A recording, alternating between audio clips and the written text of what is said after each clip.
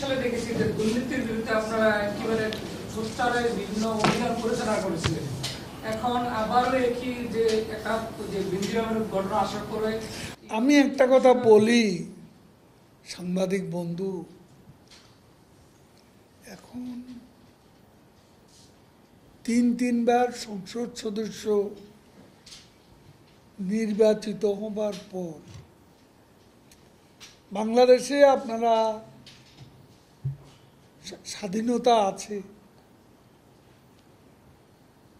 পত্রিকা খুললেই মনে হয় যেন আমরা নেই কোনো পত্রিকা।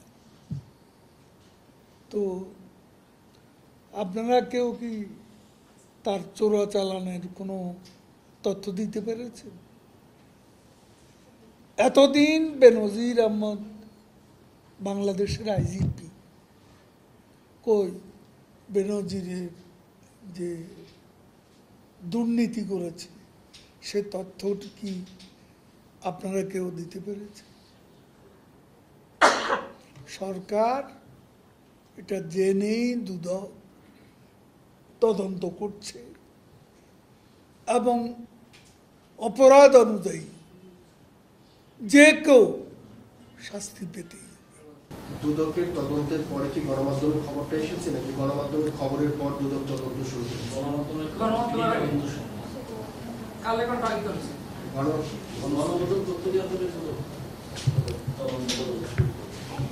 আচ্ছা ঠিক আছে, তদন্ত তো শুরু হয়েছে, তদন্ত তো করতেছে। সে নিরপরাধ এটা তো বলে তাকে পার পেয়ে যেতে সাহায্য করেন।